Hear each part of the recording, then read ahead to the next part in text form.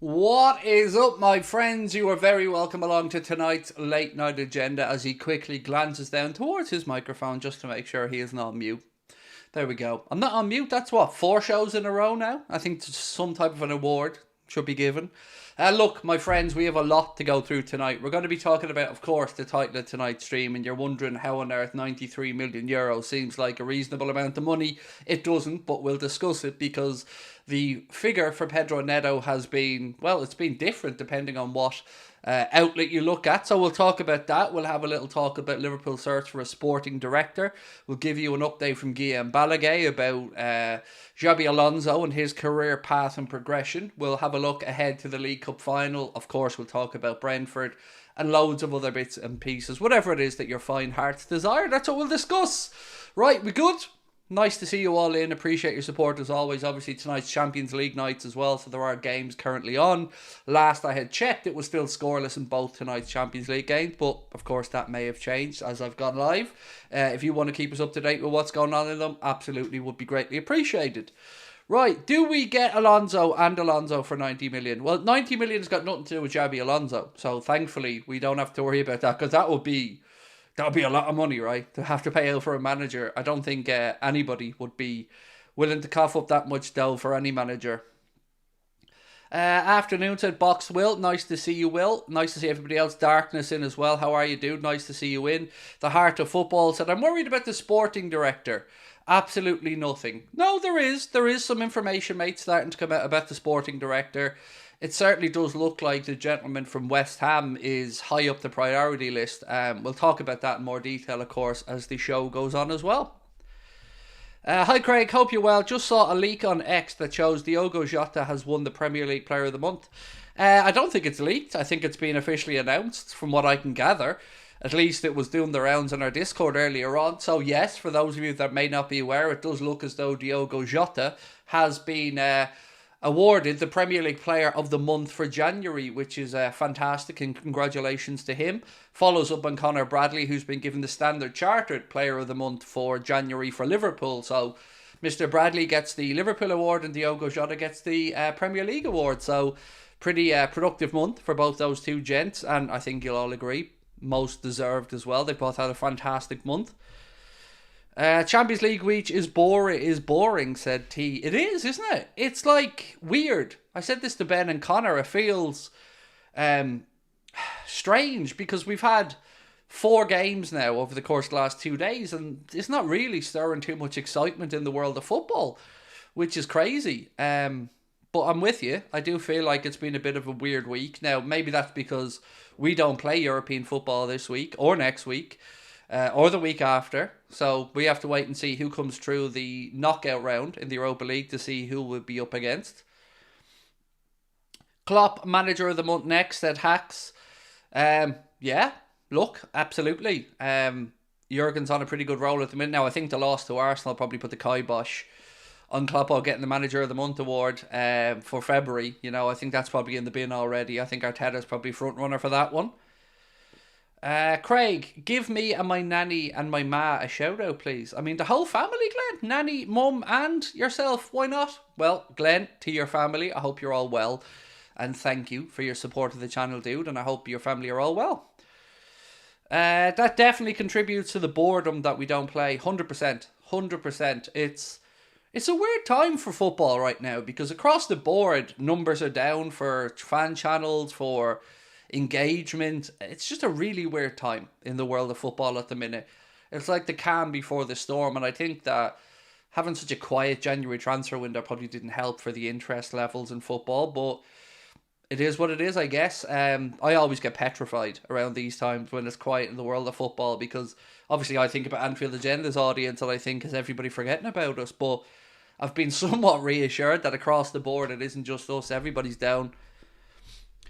Imagine if we get Leverkusen in the round of 16. I don't know if we can get them in the round of 16 because we were both group winners. I'm not sure. But I suppose as a question, would you rather play Leverkusen in a once-off final or over 2 legs? I think I'm somebody that usually likes to play a tougher game over 2 legs than a once-off. I usually back us at Anfield to get something done, but I know a lot of people are thinking, hoping maybe that we end up playing Leverkusen in the final. It would be a very interesting evening, all right. I think if we had Leverkusen, the most would happen is a draw. They'd do anything to keep it that way. Well, look, I think we are the best team in the Europa League, and I think that, for me, that includes Leverkusen, so I think we're the favourites to lift the trophy, but being the favourites doesn't mean anything. You've got to go there and get the job done, and look, for me, this is personal, I guess, because it's in Dublin, and the idea of seeing Jurgen Klopp sign off at Liverpool Football Club by lifting the Europa League in Dublin City would be amazing. It would be, second best, I guess, only to seeing them lifting the Champions League at Wembley, which won't be happening because we're not in that competition. Who's this? Ollie Red said, would love to see Xabi Alonso come to Anfield. It might convince him to come. Well, actually, speaking about Xabi Alonso, I read something earlier on that, let me just make sure this is it. From the last time Xabi Alonso came back to play in the Legends game, I think he was playing against United, this is what Mr. Alonso had to say about Liverpool back then. He said, every time you have the opportunity to get back to Anfield, it's really exciting for me after a few years since my last participation. I'm really looking forward to being back in the stadium, to be back with the fans. It's always very enjoyable and you really feel privileged to have played here. My last time was the other Legends game against Bayern. Since then, I've not come back to Anfield. I've been busy with my coaching things and now I have more time. You always miss where you've been happy and where you've great moments, great memories. You always miss it for sure sometimes. It's going to be really enjoyable, really exciting for me to have that feeling. I remember the first time I was on the pitch and you felt the soul of the stadium. That's what excites me the most, to get back and feel that special charm that is unique at Anfield. Once a Red, always a Red. It's not a logo. I think it's a reality. Not just my case, but that for most of us feel really close to the club. Wherever you are in the world, Liverpool remember you and they keep you close to the club. That's the best thing about Liverpool. All of the support and all the family that's around the world. Glowing from Mr. Alonso there, of course, speaking about Liverpool. And this is why I've been saying to everybody for a while that, yes, I get that Real Madrid and Bayern Munich are big clubs and the clubs he's played for, but I really feel his connection is to Liverpool Football Club, and I feel like we're the ones that can pull on Mr. Xabi Alonso's heartstrings more than any other. So, well, maybe Sociedad, but, Liverpool's a bigger job than Sociedad. And on that, actually, I'm going to speak a little bit about what Guillem Balagué has had to say, because obviously Guillem Balagué is a Spanish football expert, and he was speaking to BBC Football News Show, and this is what Guillem has had to say. When he went to Bayer Leverkusen, he told his agent, do you know what? I'm thinking that if it doesn't go well at Bayer Leverkusen, I'll just go back to Sociedad. But if it goes well from here, it's Liverpool, Real Madrid, Bayern Munich. Let me add Manchester City to that equation, and that's where Xabi Alonso could go next, when is a different matter. So I don't think Alonso would take over at Manchester City. I really don't. But I do agree with Mr. Guillem Balagué that Liverpool would certainly be one of those clubs that Xabi would want to come and manage. So yeah, it's all looking positive, but we still got to get the job done and over the line, right? And get the announcement and get them signed up. Sorry for the coughing and stuff lately, by the way. I'm trying to mute my mic where I do it. This lingering virus thing just won't go away, and it's still leaving me a little bit wheezy. Xabi Alonso needs to not pick Madrid over Liverpool. That'll be a mistake of his life. I don't think he would, Jaden. And right now we have an advantage. And that advantage is that we know 100% that our managerial vacancy is coming up in the summer. Thomas Tuchel could well leave Bayern Munich, and we'll talk about that in a while. As Carlo Ancelotti, well, look, he looks fairly secure in his role at Real Madrid until at least 2026, unless Florentino Perez has a change of heart there. So right now we have an advantage, and we should be looking to push home that advantage and get Xabi Alonso agreed and signed up before anybody else comes to the table and makes a play. Did you see Julian Lorenz on Mbappe? No, I didn't. Why? Has he announced that he's going to Real Madrid? Obviously Julian Lorenz is somebody who knows his French football, but no, I haven't seen what he's had to say about Mr. Mbappe. Tuchel needs to leave Bayern for their sake. Their football is obscenely boring, said Stephen Roska.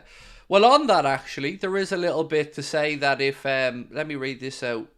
So this piece here from Mundo Deportivo say Liverpool face competition in their new manager search after an offer was reportedly made to Barcelona. The Reds aren't the only ones in the hunt this summer. Mundo Deportivo reports that Thomas Tuchel has offered his services to Barcelona. The Catalonians need a new boss for the 2024-25 campaign after Xavi announced he was stepping down after this season. Piece goes on to say Liverpool, though, could see it as a complication. There is next to no doubt that if they're after Xabi Alonso as the new boss, Alonso is the coach of Bayer Leverkusen, the team that looks like ending Bayern Munich's dominance in Germany.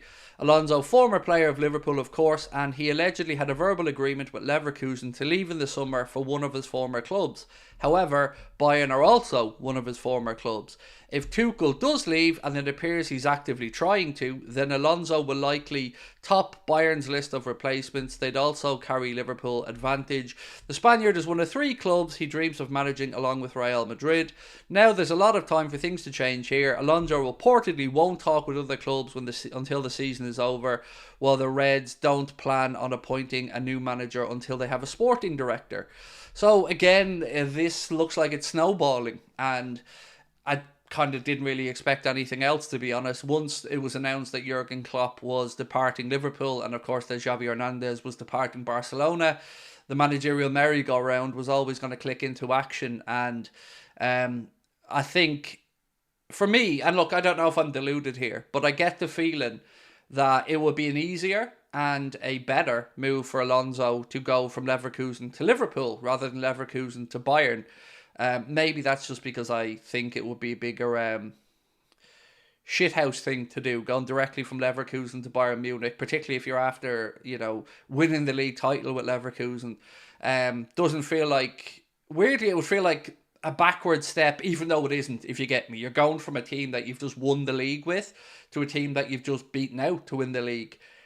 The mental gymnastics there is, it's easy enough to come up with a reasons to why that might be a bit of a weird step. Whereas for Liverpool, there's the possibility of maybe Manchester City and Pep Guardiola departing in a year or so, and maybe Alonso could be the start of a new era of dominance, or a new battle with maybe Mikel Arteta and Arsenal for the dominance in the Premier League over the next few years. Maybe even United coming back to the table.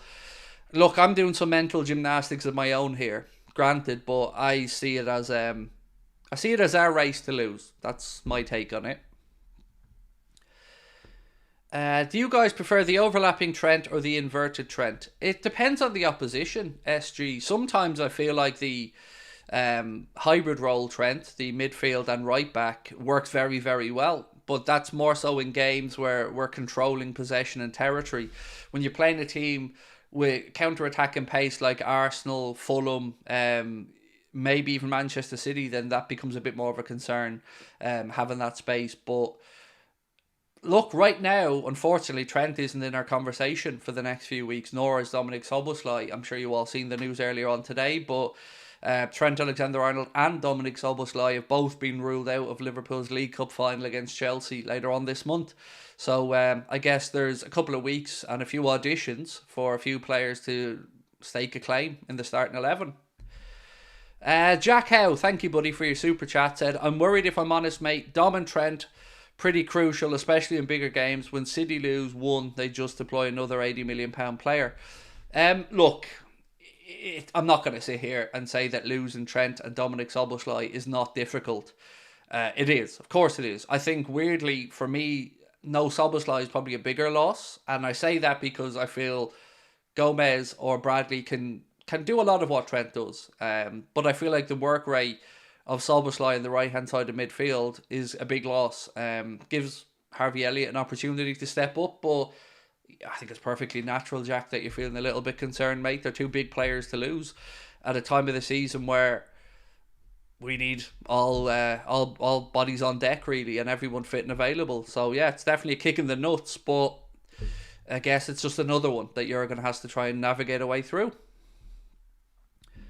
Have you heard that Quincy Promes sentenced to jail for 6 years because of him being involved in a drug smuggling ring? So I'd heard about the case against Quincy Promes, but I haven't really been following it to the outcome. So that's some fall off in his career, that, isn't it? To go from, playing at a high level and being linked to the likes of Liverpool to being locked up. But I guess don't get involved in those type of things. Right, I want to go to tonight's title of tonight's stream, because I know a lot of you guys are going to be going, Craig, what is this nonsense you're on about, and 93 million for Pedro Neto? Well, there's a couple of different things. So, Sports Pete had said Wolves will demand a fee of around 50 or 60 million pound to sell Pedro Neto this summer, with Liverpool potentially ready to enter the race for the winger. Then there's another piece that said, given his high interest in his importance to Wolves, the Midlands club will demand around 93 million euro for the Portuguese star, and only time will tell if clubs are willing to match that figure. I can answer that. Hi, my name's Craig, Anfield Agenda. Nobody's going to pay you. Well, sorry, maybe Manchester City are stupid enough, but there's no way Pedro Neto was worth 93 million euro. Not a chance. We did our own little brief survey of you guys earlier on, and we'll do it again now in a moment, but it was between 40 and 60 was kind of the figure that I think you guys were more comfortable at. But let's do a poll and we'll see where you think Mr. Pedro Neto's valuation is. 1 second.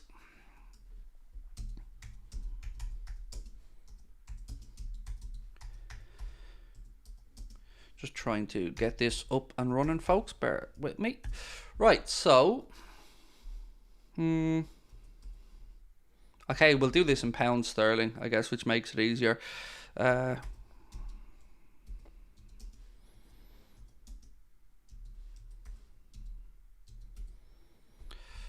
Right, 1 second.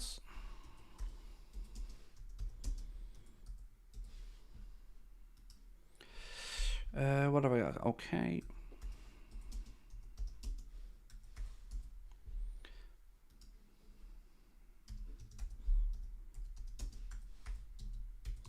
Right, so I'm doing this in pounds sterling, just for you guys so you know, but there's the poll up in the chat now, and I've simply just asked, what is Neto worth? 30 million to 40 million, 40 million to 50 million, 50 million to 60 million, or above 60 million. And remember, that's pounds sterling as well. So let us know your thoughts on that one. We'll leave that running for a while. When Mane went, we dipped, said the North Brace. Did we? I don't know, man. I don't know if it was down to just him, but we certainly had a dip last season that we somewhat recovered at the end of the campaign. How much is 93 million euro in pounds? About between 75 and 80. I'd say about 78 million pound. Yeah, roughly. But I think we're covered in the 60 million plus category there. So we'll leave it up anyway, and you guys can vote away as the stream goes on.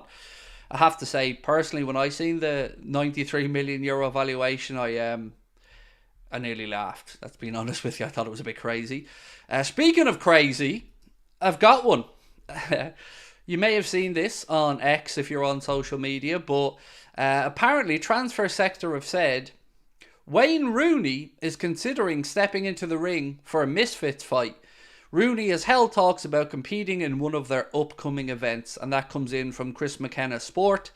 And I know Chris McKenna, he's a boxing journalist and not one for just talking nonsense. Chris is a pretty reliable fella and with his finger on the pulse of all things boxing. But I would like to put myself forward to face Wayne Rooney. No problemo. JJ or the lads at Misfits, if you want somebody to come in, give you a bit of spice, you've got the Everton, Manchester United versus Liverpool person, I will happily step forward to fight Wayne Rooney on a Misfits boxing card just to do my civic duty. No problemo. So yeah, make it happen, KSI, and Craig will step up and fight Rooney. It's nice to see he's taking a little break from wanting to become a solicitor, because remember, he was talking about the whole Wagatha Christie trial piquing his interest to maybe go and study to be a solicitor. Now, I would pay good money to see Wayne Rooney take the exam to become a solicitor. Yeah, I pay good money just to see that exam being taken, but I'll also step in and help out if the world wants me to. Get to see Wayne Rooney knocked on his ass by a fat balding Irishman. What more could you want? So there you go. There's the offer, Rooney. When misfits, I'm sure there are bigger names, but let's be honest, nobody be as effective as me putting Rooney on his arsehole. A little bit of another one, weird one. Irish football fans amongst you might be happy with this. Ireland are about to announce a sponsorship deal with Revolut to be the sponsor of the Irish football team shirts, and I think it's a good little partnership. I like Revolut. I certainly use Revolut for my own banking, so well into the Irish getting that deal over the line to the FAI. So yeah, that should be announced in due course. But yeah, as announced by Footy Headlines, Ireland and Revolut announce a kit sponsorship deal. Craig, are you worried about the game against Brentford? We lost last time. Yes, of course, I'm worried about it. They're not an easy touch. I don't ever expect an easy game against Brentford. 12:30 kickoffs make me even more nervous, but no, I'm certainly not expecting an easy game. They are a very good team, coached very well. Now they've got Ivan Toney back as well. We're going to have to be on point. Right, so just the confirmation there about the €93 million. It's just a few quid below £80 million, for those who were asking. It's 79,420,000. That's roughly the conversion. Neto has had 2 ACL injuries, so I wouldn't sign him, said Dylan. It is surprising, mate, to see the amount of clubs who really are still interested, even with all those injuries that you've spoken about. I mean, I would probably err on the side of caution rather than committing to signing Pedro Neto personally, especially if the numbers we're talking about are as high as 70, 80 million quid. I don't think it's worth the risk. As a footballer, look, he's brilliant. Loads of fire in his belly and can certainly get things done. But you're right to be cautious. Like, I would feel nervous if Liverpool committed that much money to a player with such an injury track record already in his pretty fledgling career. So yeah, for me it would be a pass at those numbers. Any update on our injured players? Only what we spoke about earlier on. Szoboszlai and Trent ruled out of the League Cup final. Obviously Thiago's out for the foreseeable. Stefan Bajcetic is back at the AXA training centre doing some bits and pieces. Who else are we looking at longer term? Obviously we'll have Canade back this weekend because he only served a 1-game suspension for his 2 yellows, which gave him 1 red and a 1-game suspension, so we served that against Burnley. Costas is back in the squad. I'm trying to remember if there's anybody else here we're thinking about longer term. Nothing new on Ben Doak that I've seen anyway. Craig, if there were a tired off between Costas and Trossard, who do you think would back for the win? They both look like they're lacking in something, but it could be just the way that their skin tones are. It could be just the way, I don't know. So for instance, I always look like I've got bags under my eyes, especially as I get paler. So I don't know, mate. They're both 2 decent footballers though. Trossard certainly has the ability to come in impact games, as you've seen with Arsenal. Still never understand how he scored that goal against us though, the third one. I know it took a deflection off Verge, but yeah, should have never got to that point. Rooney will get battered. Well, I don't know. I've no idea who he's going to fight. But as I said, if he wants to step in, I'll happily step up. 2 fat bald twats fighting each other. What could go wrong? Good player though. Yes, they are. So, confirmation of the officials, by the way, for the League Cup final. These came through earlier on. Chris Kavanagh will be the match official for a game against Chelsea. His assistant referee is going to be Mark Scholes and James Mainwaring. Tim Robinson will be the 4th official. Wade Smith, reserve assistant. John Brooks will be the VAR official for the final. And Mark Perry will be the assistant VAR official for the final. So just some confirmation on those. I make boiled eggs in my air fryer in 9 minutes. Boom. There you go, Jens. I mean, air fryers, is there nothing that they cannot do? Amazing machines. Houlden versus Rooney for the Saudi Fury Usyk undercard. It makes sense, Dave. Do you know what I mean? It makes sense. Give the people what they want. Yeah. I'll step up and fight on the Fury Usyk undercard against Wayne Rooney. What could go wrong? Other than my life could be over. But there again, who cares? If it's for the fans. Craig, I'd love to see you batter Shrek. Looking fella around the ring. So would I. I'd love to have a go. Corey, I'm genuinely serious about my offer as well. You know, a lot of the times you'll hear me say, no, not a fair fight because, you know, I'm heavier. But I feel like I could get down to Rooney levels of chunkiness. So yeah, I'd have no problem stepping in on behalf of everybody and putting Rooney in his place. You know, no problemo. Send the contract. What's your boxing nickname? I feel like it has to be a play on somebody who's been around before. So what was the bald fat lad's name again? What was his name again? You know the lad I'm talking about. The former Butterbean. There you go. Yeah, I could be Butterbean Mark II. Mr. Wellwide. There you go. Mr. Wellwide. That could be my boxing name. Does anyone know what a bottle of Anfield whiskey is worth? Won one on the golden goal tickets from the 90s. Wouldn't have a clue, mate, but I wouldn't be selling it. I'd imagine that's a pretty cool thing to own. Yeah, I wouldn't get rid of it. I'd definitely keep it. I know there's a Liverpool gin as well now, if I'm not mistaken. Still day 2 of asking for pancake agenda. Morganski, I'm still sitting here pancakeless, bro. You know, it's not fair, is it? A man of my stature in this world going without pancakes on Pancake Tuesday. I mean, some people might say that's grounds for divorce, but, you know, it wouldn't be me.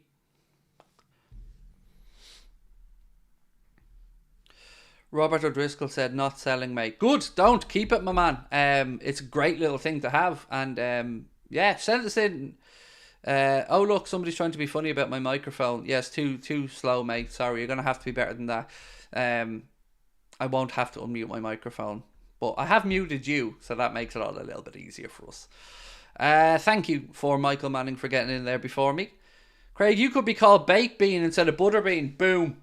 Luke's nailed it. There you go. Baked Bean. Baked Bean Boy. Although I did have a painting, actually. The Bono did. Called Baked Bean Boy at once upon a time. But I think it went... Well, it was a print, actually. Sorry, it wasn't the original painting. Right, more news. Let's go. Virgil van Dijk is the first player to win 100 plus aerial duels in the Premier League according to Squawka. So another nice little nod to our captain. Well done, Virg. We've already spoke about this one, but Chelsea can apparently spend up to £200 million in the summer before they even need to take on any sales, which I don't understand how the fuck they can do that. But this one as well, coming in from Transfer Sector, and I don't believe this. Michael Edwards and Richard Hughes, potentially contenders to replace Ashworth at Newcastle United if, as expected, he leaves. Now, the reason I don't believe that is because I know, and you guys know, that Michael Edwards, along with Dr. Ian Graham, have Ludonautics, I think, believe me, is their new company that they've gone into business with together. I think it's a consultancy firm. Ludonautics is, I think, the name of it, if my memory's right. So, you know, we've already apparently tried to lure him back to football, and with a pretty senior role as well. So I don't know if Newcastle would have any joy, but I'm not surprised. They'd be trying to get him in to replace Dan Ashworth if he leaves, because, you know, we all know what Michael Edwards is capable of. You know, we've seen the job he did at Liverpool.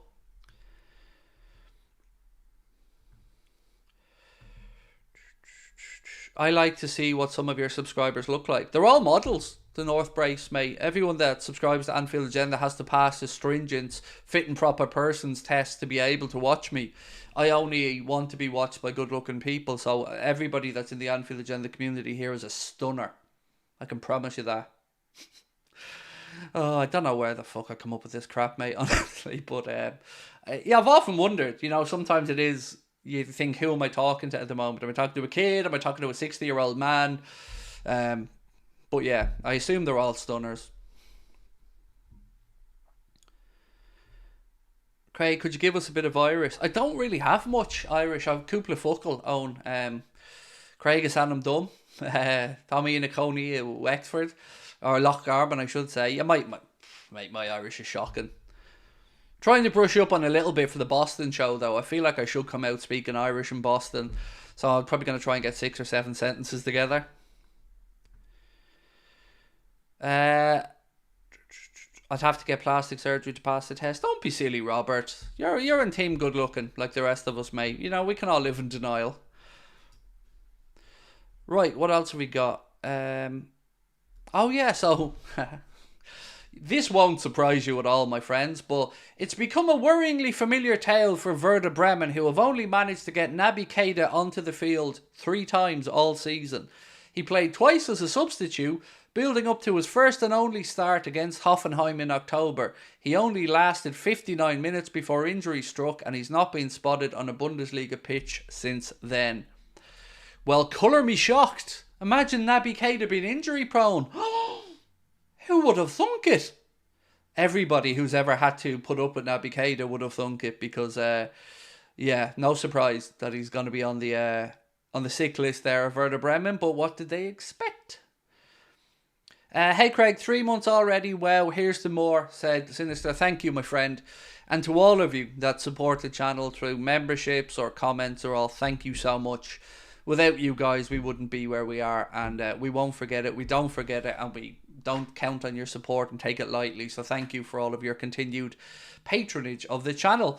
If you haven't, hit the subscribe button. We'd love you to do so. We are flirting with 241k, and it's dropping up and down, up and down, up and down, up and down, but we'd love to get over the line. So everybody out there that hasn't subscribed, if you have a second, please do hit that button. Craig, do you like Irish coffee? I don't, Nick. No, I don't like whiskey. Is it Calypso or Calippo coffee, the one with Tia Maria? That I like, but I'm not a whiskey person, so no. He played in the AFCON. I know, Darrell did, but that's not good to Werder Bremen, is it? But you are right, my friend. He did play in the AFCON. I remember seeing him do an interview or two, actually. That has to be one of the most, if not the most, disappointing signing that we've made under Jurgen Klopp. Because remember when we signed him, we beat off the likes of Barcelona, Bayern Munich, and lots of other clubs for a signature. And, you know, we even lauded the way the club got it done, in that it was to do with where they finished in the league, how much we'd pay if they qualified for Europe. And the excitement when he was arriving was amazing. I remember even Steven Gerrard giving him the number 8 shirt. But wow, what a disappointment. Because the dude had the ability, no denying that, but just was made of paper mache, unfortunately. Craig, it's not Keita's fault. Well, who else's fault is it? To be fair, like, Jesus, hardly my fault. I mean, look, I guess if anyone's stupid enough to give him a contract, you know, after what happened at Liverpool, fair enough, but it ain't my fault he's injured. It's not your fault he's injured. Do you know what? When I lost the plot with Keita, do you remember the week before we played United? There was a lot of talk in the media about whether Liverpool are going to extend his deal or not. And I remember somebody close to him coming out and briefing the media that this was a big week for Naby Keita, and, you know, he wanted to be seen as an important part of the Liverpool squad, and therefore wanted to be under consideration to start against Manchester United.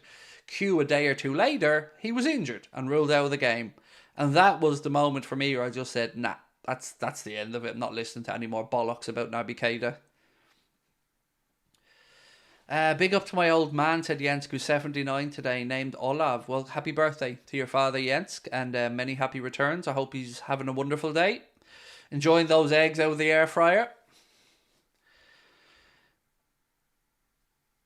He didn't choose to be injured. He obviously wants to play and be fit. Yeah, and he has absolutely no fucking qualms about taking tens of thousands of euro to sit in his arse on the sideline, mate. So I get where you're coming from, but I'm not going to defend him because he's an absolute hospital case. So, you know, I'm not saying he wants to be injured, but I'm saying if he had any fucking decency about him, he'd realise that he's just robbing a living and perhaps not fleece another football club out of tens of thousands of quid to sit on the sidelines.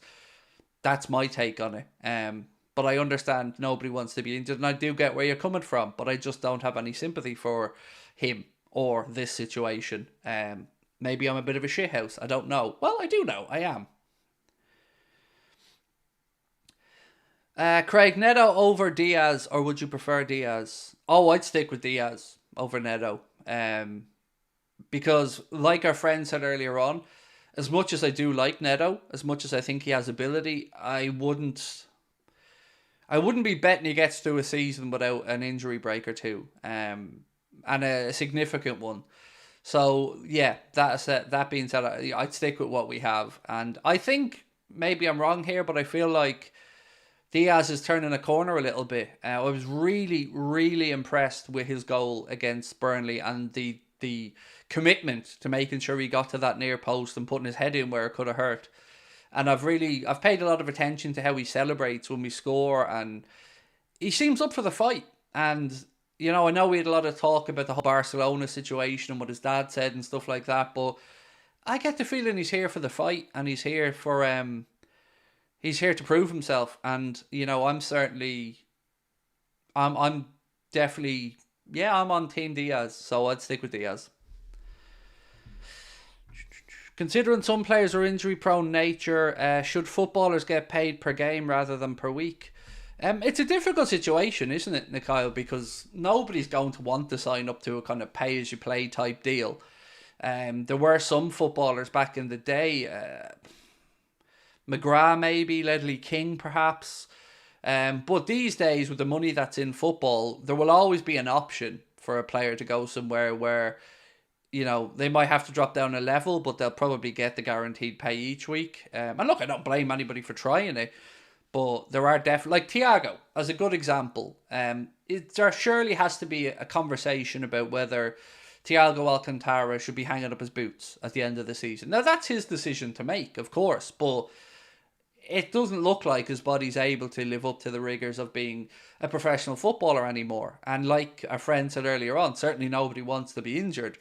But, at some point you have to just think, I can imagine how mentally difficult it is for a player like Thiago or Keita, who may go through rehab, get ready to play, go through weeks and weeks and weeks of it, and then 10 touches, 12 minutes, injured. It must be devastating. So putting yourself through that rigmarole over and over again must be a difficult thing. So both of those gentlemen are multimillionaires, so I guess if they could afford to hang up their boots, at least they won't have to be worried about the electricity bill.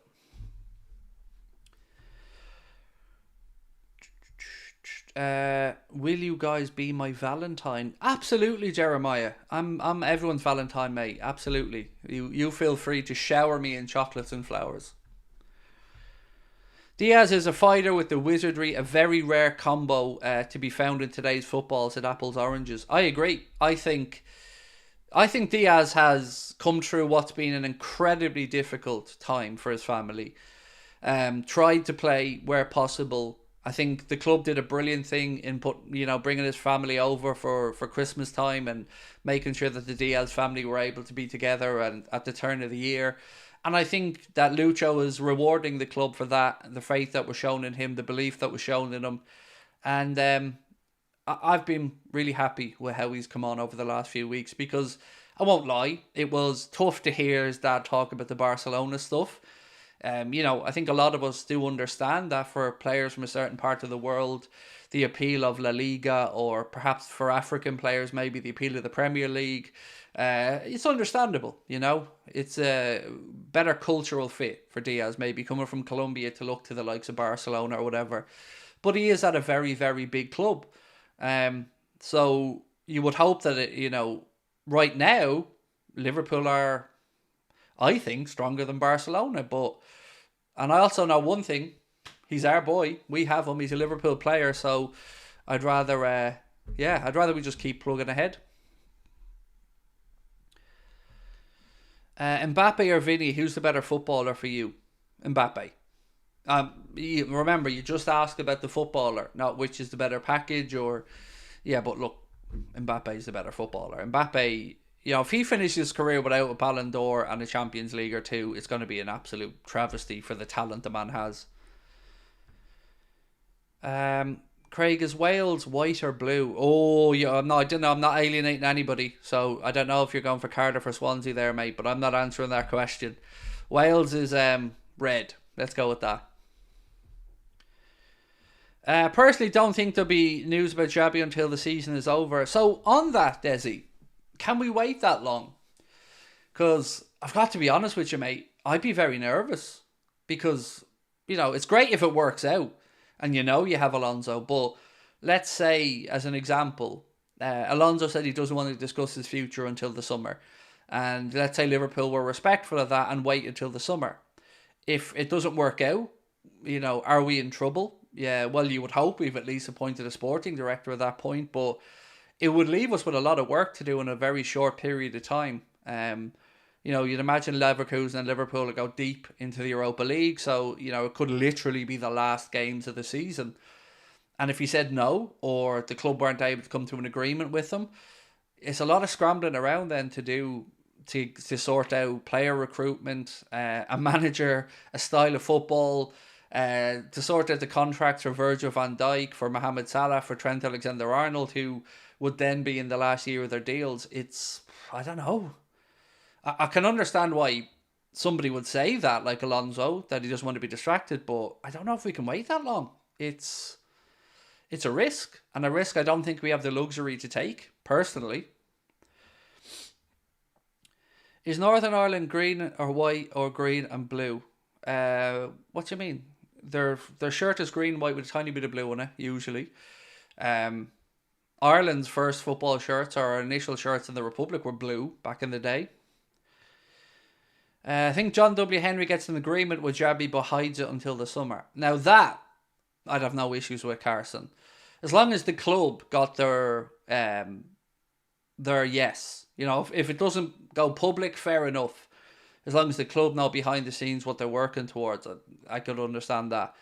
But I also think that there's a lot to be said for getting the deal done, announcing it, and then letting everybody go back to work. Let's say an announcement was made next week, just off the top of my head. Then we can say, all right, well, we know what's happening with Klopp, we know what's happening with Alonso, they can go back, finish the seasons, Xabi can try and win whatever he wants to try and win with Leverkusen, and we can try and win one of the 4 trophies, or all of the 4 trophies that we're still playing for with Jurgen.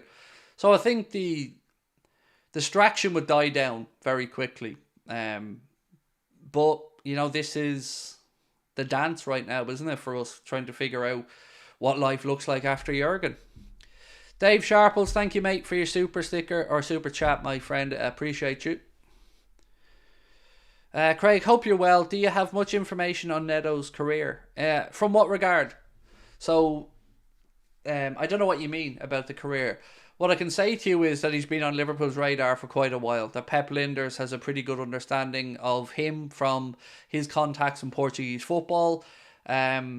I don't know where the prices came from today, to be honest. There's 2 different pieces. One says 50 to 60 million. Another says 93 million euro, which is just under 80 million pound. I think the first valuation is fair. The second one, crazy. You'd have to have concerns over his track record of injuries for somebody relatively young to have had a couple of serious injuries and certainly a lot of time missed. That has to go in the negative column.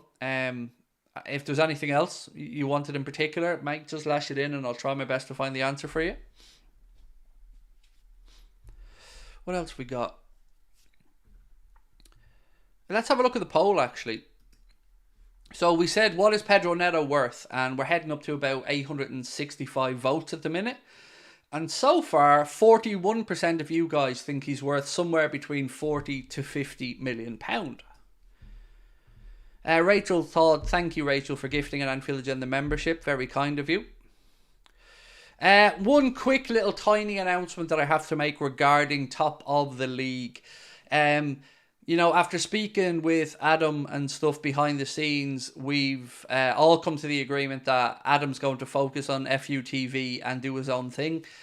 Purely because the same as everybody else, he's looking out for his family and his career, and he wants to fully dedicate himself to Forever United TV, and of course has our best wishes, and there's no bad blood whatsoever.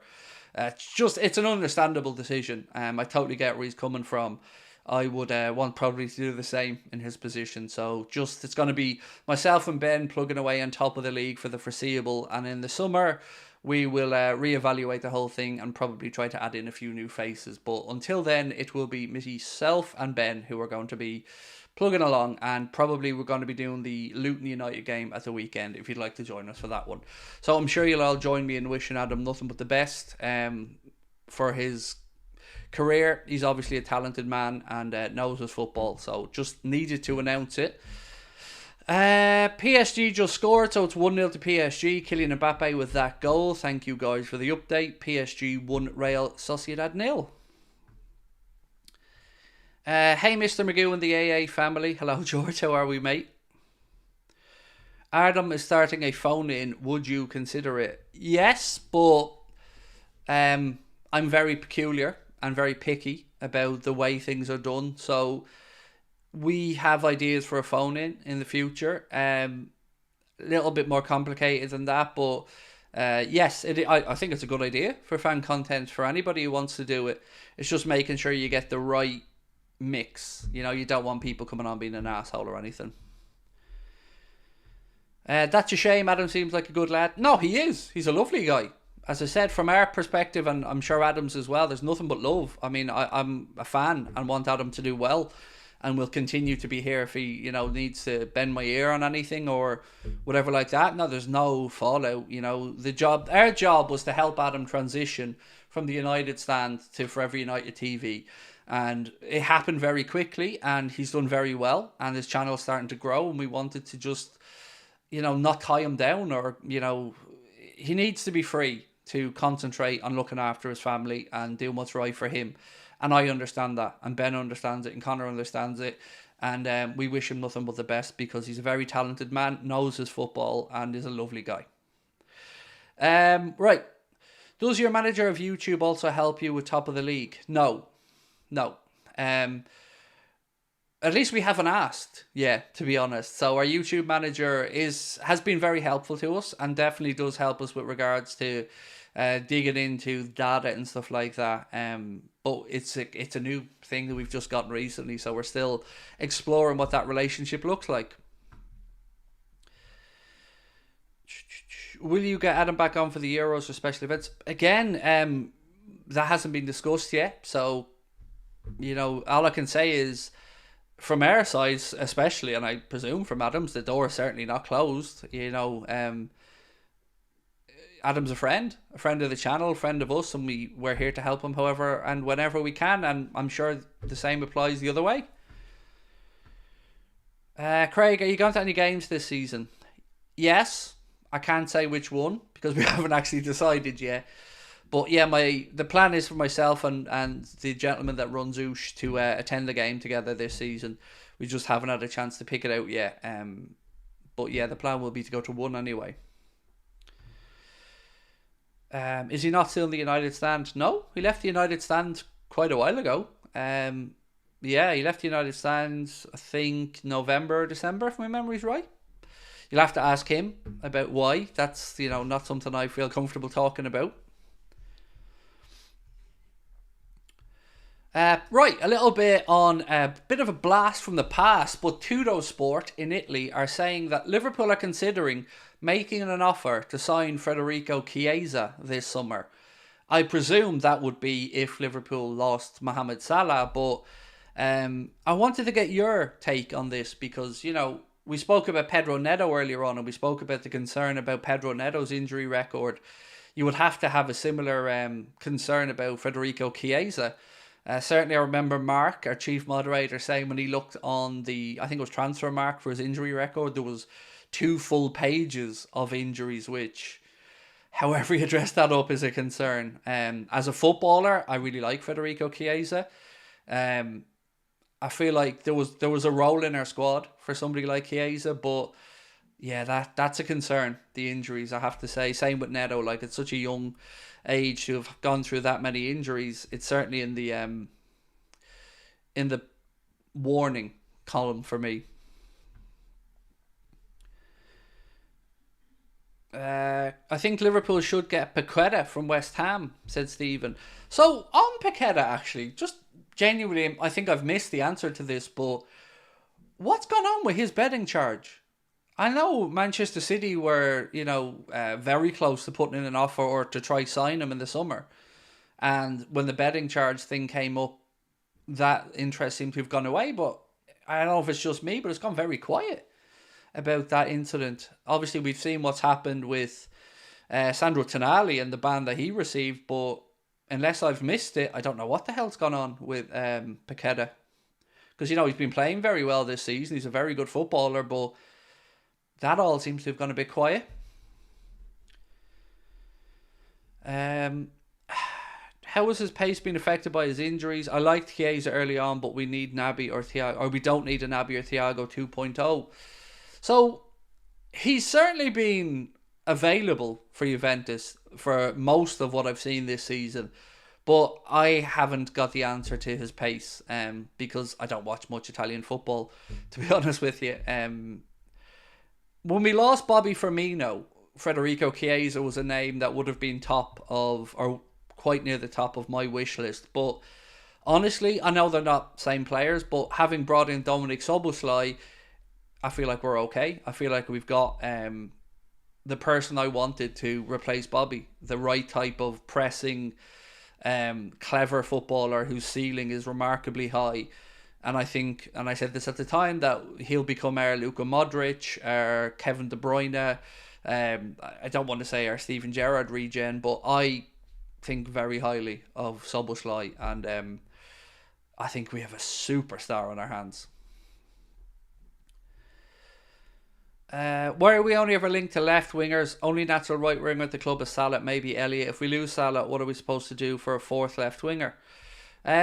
If we lose Salah, I guess the only options we realistically have are Cade Gordon, Ben Doak, Trent Cone-Doherty coming through. We don't have a natural replacement, but I find it hard to talk about natural wingers again when we don't know what system we're going to play next season. If we knew Jurgen was still going to be here, I think this conversation's a lot easier to have. But with no idea of what the situation's going to look like next year, I find it weird talking about any signings outside of a centre back. Red card for Upper Maguire for Bayern, so they're down to 10 men away at Lazio, so just confirmation. Upper Maguire sent off. And a penalty as well. Double jeopardy. Must have been a pretty bad tackle if he was sent off as well as a pen. We shouldn't try to match Salah for goals or even assists. If we have to live without Mo, then we should find another area of the pitch. I agree. I think if the goal would be to just replace Mo, we're going to be disappointed because I don't think anybody can do it. Not one person. I think the slack, if we lose Mo, will have to be picked up by the whole forward line and probably chipping in from midfield as well. I think it's a fair show.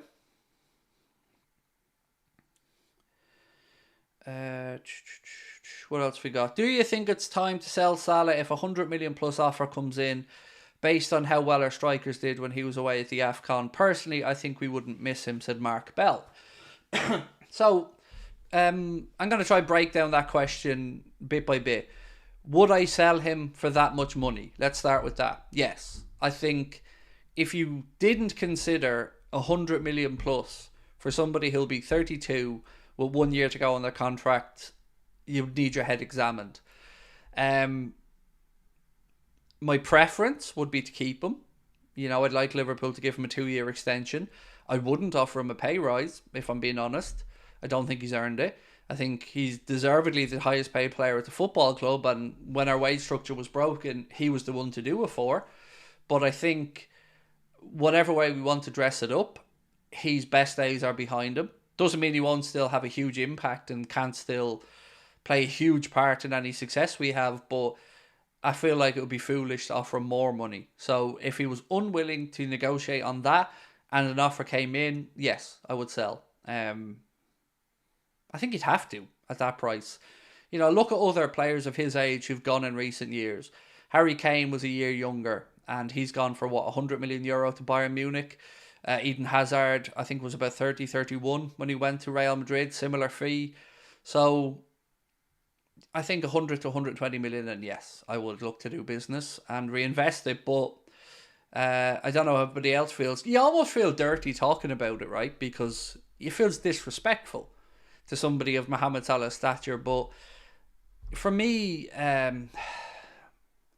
sentimentality needs to be removed from these decisions, and it's always better to sell somebody a year too soon than a year too late, in my opinion. So I would take the money if it came in. To be honest, the attackers did well, but I still felt something was missing. Yes, I think, look, you're going to miss Mo. You know, yes, we did well when Mo was away. But I'd be a liar if I sat here and said I wouldn't, in a heartbeat, have put him straight back into the team if we had the option. I would. We're better with Mo in the team. But sometimes I think our fans are a little bit unrealistic with numbers.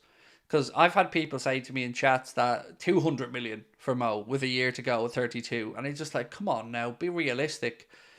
Let me just ask a straightforward question. Do you think he extends his contract with Liverpool? Yes or no? Regardless of whether you believe what the number should be, just do you think it happens in the summer? Because I don't. I can't see FSG being able to satisfy what Mohamed Salah and Rami Abasisa may feel Mo's worth. I hope Mo stays for another 3 or 4 years. Bugger the money, said Ian Briggs. It's easy to say that, Ian, until, let's say, in a year's time he's not playing well and we're told we've no money to sign players. Nobody's saying bugger the money then, right? In an ideal world, yes, he stays for 3 or 4 years. He's brilliant, continues scoring and assisting, is never injured. But what's the likelihood of that realistically? The odds are he's going to fall away bit by bit. And then I don't think this screw the money is going to work as a talking point. Poll it. Yes, let's get it to a poll. That seems the easiest way. So, after the Pedro Neto vote, which we've had over 1,000 votes for, you guys feel that Pedro Neto's value is somewhere between 40 and 50 million pounds. So let's get to the Mohamed Salah vote. So what question would you like me to phrase?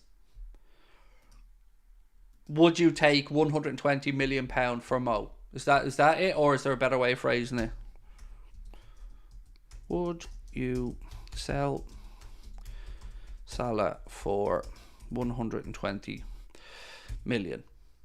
That seems like a fair enough way of asking. So would you sell Salah for 120 million? Actually, I'm going to put that to this summer, just so people know where we're at. Right, there we go. So poll is up. Have at it. Would you sell Salah for 120 million this summer? Yes or no? Sentimentality is one of the greatest strengths, but also one of our Achilles' heels. I think the situation with Jurgen Klopp has strengthened my belief that we will lose Mohamed Salah in the summer. I think maybe it goes the other way. Maybe Mo thinks new manager, maybe that's the refresh he needs. I just wonder if, because let's be honest, Mohamed Salah and Jurgen Klopp have been a great partnership. It's been an astute piece of business for the football club. It's been a great working relationship, it seems, between them both. And they've both certainly helped each other and the football club. And I wonder if Mo looks at this as the time to make one last chapter in Europe, perhaps.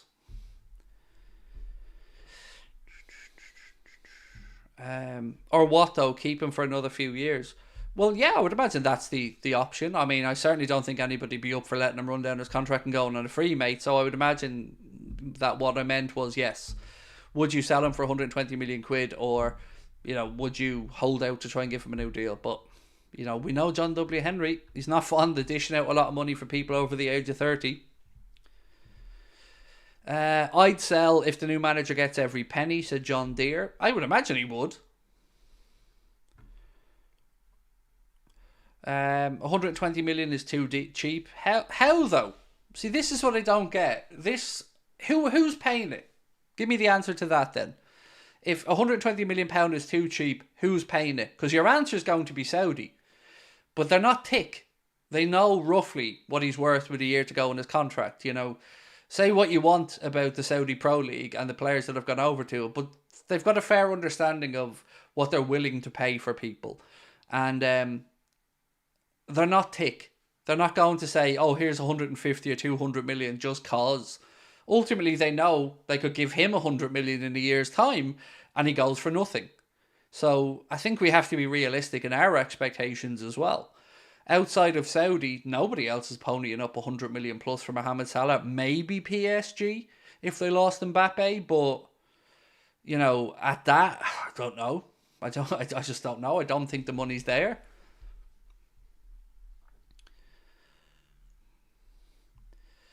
Is the 120 million based on any facts or sources? Yes. There's been some talk that Al Ittihad are interested in a deal of 100 million plus between 20 and 50 million in add-ons. That was mentioned a couple of weeks ago. Can't remember now honestly where it came from, but that was a conversation point that was certainly in the public domain. If we can get £100 million or more than £100 million, said Will, we've absolutely hit the jackpot. If Salah got a new deal, would this selling price go up? Tough, yeah. I mean, it's a fair question.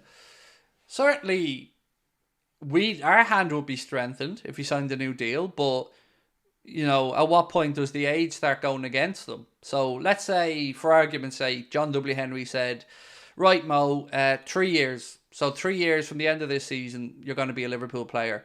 Then I would say, what's he going to be worth at market value? Because, you know, we've strengthened our side of it, but he's still going to be a 32, 33-year-old player. So I don't know, was the honest answer. It wouldn't do us any harm anyway. What's your thoughts that Man United could be moving stadiums? I think where possible, it would be best to stay at Old Trafford, but I do understand the railway line behind the Sir Bobby Charlton stand, I think it is, makes that unfeasible. Yeah, it's a tough one because, like Anfield, Old Trafford has something unique about it. You know, the history, the heritage, the moments that have gone on there. And it would be tough for a lot of fans maybe to see it. But sometimes you just have to look at what's realistic and what isn't. And, you know, FSG looked at Anfield and felt that it was possible. And they've shown it's possible to have redeveloped to get the capacity up. And I think we'll all agree they've done a great job with it. But for Manchester United and Old Trafford, I don't know if that's feasible because of the Bobby Charlton stand and the railway behind it.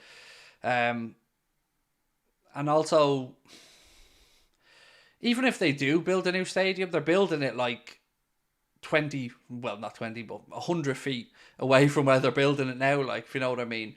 It's not like they're moving, picking up and leaving and heading off to, I don't know, a different part of Manchester. They have 100 acres or something like that the club own on the other side of Old Trafford. So, but you know what does confuse me about the Manchester United situation at the minute? It's like, I don't understand how Sir Jim Ratcliffe comes in and buys 25% of the club, but then gets carte blanche to run everything. It feels weird. Like, surely he thinks to himself, what about the other 75% the Glazers own? Who's going to pony up for this stadium? There's loads of questions that I find a bit odd about it. Like the idea of somebody of his stature buying 25% of a club, I get that.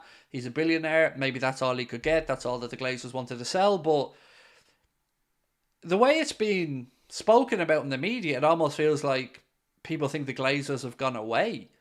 They still own 75% of the football club, right? So, I don't know, it just feels a bit weird to me. It's like people think Jim Radcliffe's now going to just make everything better and that the Glazers' impact on the football club's just disappeared. I find it all a bit fucking strange. Craig, Liverpool need these players. Florian Wirtz, Frimpong, Grimaldo, Paqueta, Inacio. Not sure about Grimaldo, even though I love him, but he's 27, 28 years of age, so do you need to bring in somebody of that age when you've got Andy Robertson there? Paqueta, again, what's the story with his gambling charge? I don't understand what's happening there. Inacio, I agree with you on. Frimpong, unsure if we need him. Got Connor Bradley, got Calvin Ramsey, got Trent Alexander-Arnold. Was there another one in that list? Wirtz, I think he ends up at Bayern, unfortunately, but would love him at Liverpool because he's a great player. They can buy him out as well. Yeah, I thought I'd read something on that Morganski that there was this possibility that the Glazers could force him to sell back. Look, Sir Jim Radcliffe's no idiot. I know that much. You know, you don't get to where he is in life, in business, without knowing what you're at. But it does all feel a little bit weird that somebody who owns 25% of a football club gets 100% of the say. You know, I can't imagine the Glazers just sitting back and allowing him to just do everything. But maybe I'm wrong. I don't think Salah will go. He wants to continue in Europe, and with a few more years, he could cement his legacy. I hope so. Look, as I've said, my preference is for Mo to stay, but I'm just trying to be honest and say, if I'm FSG, I'd say to Mo, you've got 1 year to run in your Liverpool deal. Happy to give you another 2 on top of that, but you know your basic wage ain't changing. I don't feel he deserves a pay rise. You know. Yes, he can earn more money elsewhere, but are you going to be idolised as much? Are you going to have as good a team? Are you going to have all the other things that comes along with what you get playing for Liverpool Football Club? And, you know, you're settled in, your family's settled. There's a lot of pluses to staying at Liverpool. So if I'm FSG, the priority would be to give him a new deal, but I wouldn't be giving him any more money. I don't think he's earned it. You know, maybe 3% for inflation or something, but more. And nor would I give it to Verge either.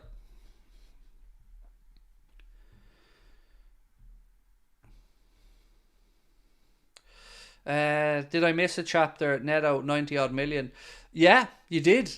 There was a couple of stories in the media today, mate, which, you know, kind of caught me by surprise as well. But I'll read them both out to you so you know where we're getting them from. This first one comes from at Sports Pete O. Said Wolves will demand a fee of around 50 or 60 million pound to sell Pedro Neto this summer, with Liverpool officially ready to enter the race. The next piece said, given the interest and his importance to Wolves, the Midlands club will demand around 93 million euro for the Portuguese star, and only time will tell if clubs are willing to match that figure. I don't think anybody with a brain is going to pay 80 million pound for Pedro Neto with the injuries that the young man has had. I don't think his talent's in doubt, but that valuation, I mean, football's losing its damn mind. You know, when we're being told that Bowen's worth 100 million or Jared Branthwaite is worth 100 million, I mean, people are just losing their fucking minds altogether. There's no semblance of value left at these numbers. When's the Brentford lineup video coming out? Tomorrow, Josh. I've already sent my team to Connor. We're going to record it tomorrow afternoon, and it will be out at about 6:30 tomorrow night. Mo has made Liverpool millions of fans, most popular player in world football. See, I take a little bit of exception to that, Ian. Not from you, but from the idea that he's done Liverpool some type of favour. It's been a mutually beneficial relationship. Let's get this right. Mohamed Salah became a star at Liverpool Football Club. He was a good player before then, but Liverpool and his great work and talent, along with the managerial strengths of Jurgen and Pep Linders, gave him the platform to become the player he is. And you say he's brought lots of fans to Liverpool. Again, I'd push back against that. My own personal experience of dealing with the Mohamed Salah fans has been one of somebody who are Mohamed Salah fans and not necessarily Liverpool Football Club fans. That's been my experience interacting with them. You know, it's all great until you dare say something critical, at which point you get called a racist or an Islamophobe or a prick or whatever for daring to question a performance or something like that. So I think it's a two-way street. I think they've both been good for each other. Certainly Mohamed Salah's impact on Liverpool Football Club's been tremendous, but I think it's a two-way street. He was a star at Roma, became a superstar under Klopp. I mean, I think that's, again, was he a star at Roma? Because I don't remember other clubs knocking down the door trying to get him in, throwing money at Roma. he was good at Roma and he was setting up a lot of goals for Edin Dzeko, but he was a star thing. I don't think so. I think that's just revisionary. If you remember at the time, Klopp wanted Julian Brandt, and it was his coaches that pushed Mohamed Salah, and they were right. But again, I think that's a bit revisionist. Definitely don't remember him being a star. Don't remember anybody saying when we signed him that, oh my God, what an unbelievable coup this is. You're after bringing in somebody that's going to score 50 goals in a season. Don't remember those conversations. Again, I'm not trying to be an asshole here. I'm just saying that's not how I remember the time period. Jason Morris said, the front line feels like it's been built around Salah for ages, so Liverpool definitely have a lot to do with his success, in my opinion. I feel so, Jason, but look, I'm not trying to take anything away from Mo either. His dedication, his work rate, the lifestyle he lives, how he looks after himself, there's a lot to admire, and Mo has certainly played an enormous part in our success. But I just sometimes feel some people disrespect the club and feel like we should be grateful for somebody daring just have their presence at the club. It's a two-way street. Liverpool Football Club is a pretty big institution in the world. And like, we've seen other things that have left a bit of a sour taste in my mouth. I'm not going to lie, Jason. There's been times with Mo that I felt a little bit annoyed. I felt annoyed when he was spotted with the PSG president after the Bournemouth game, having lunch. That didn't sit well with me. I don't care if they're friends or not. That wasn't a good look. I felt the whole time where Mane won the AFCON and qualified for the World Cup and Egypt didn't. I found that whole time a bit weird, like we all had to walk on eggshells, being unable to properly, I guess, congratulate Sadio. There's been other times where I felt Mohamed Salah's contract situation and renewals have been a distraction and dragged on. So I'm just trying to be honest. For me, it hasn't all been brilliant with Mo. There's been times where it's been frustrating, but of course there's been times where it's been magical. Have you heard about the shooting at the KC parade? No, I have not. And I hope... Well, you said one person sadly passed away. That's incredibly sad, Andrew, especially for such a celebratory time. I was watching Taki Kubo versus PSG, and he's given the left-back nightmares. Unfortunately, Shahid, he signed a new deal with Real Sociedad this week. I think, if my memory's right, it was till 2028 or 29. I'm not sure about the buyback clause that Real Madrid had. I don't know if that was taken out of this new deal or whatever, but I think we can unfortunately say that that's one that's not happening for the time being. Craig, Bayern at an all-time low, players' futures uncertain, new board shaking everything up, and reports suggesting Mourinho was already learning German. I did read that, like you've said. There was certainly some talk that Mourinho was learning German and being considered for the job. And do you know what? I could understand it as an appointment. I won't claim to know the ins and outs of what's going on at Bayern. But I have heard murmurings throughout the season that players aren't happy. Joshua Kimmich didn't feel valued, and that Tuchel has perhaps not won everybody over. But Mourinho, would it work? I don't know. God, I'm sure there's a lot more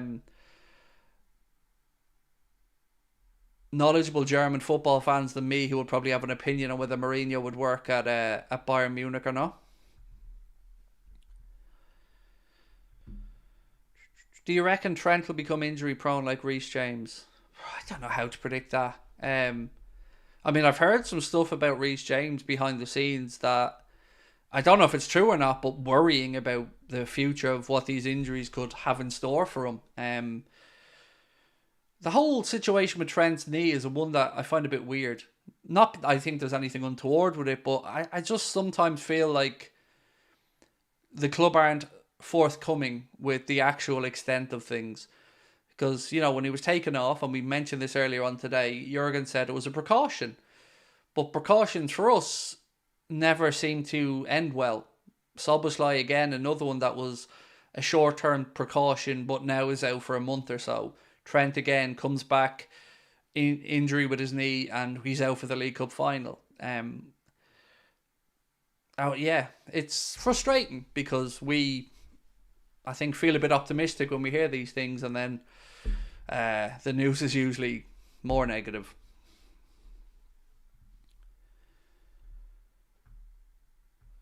Ian said nobody I know is racist towards him. I didn't say anybody was racist towards Mohamed Salah. That's not at all what I said, Ian. I said what I have found is people accuse us of being racist if we criticise him. I didn't say anybody was being racist towards Mo.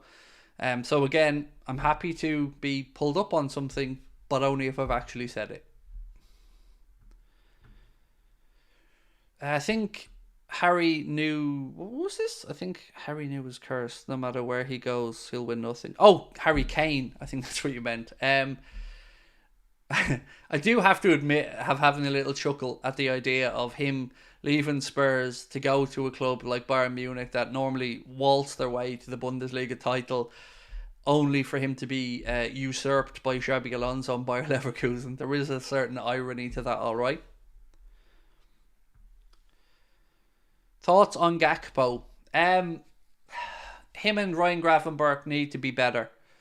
I think they have time on their side, particularly Ryan Gravenberch. I've a lot more patience because he didn't have a full pre-season, hasn't played a lot of football in the last 2 years, and he's still young.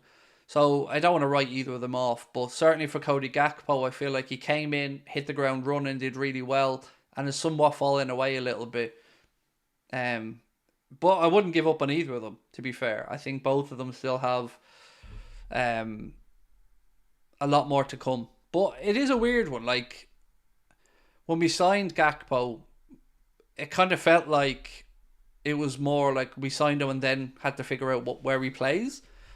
I know a lot of people thought that maybe we signed him just to stop United signing him. I wouldn't believe we'd be that petty, but right now, he's the 5th for me in the ranking of 5 forwards at the club.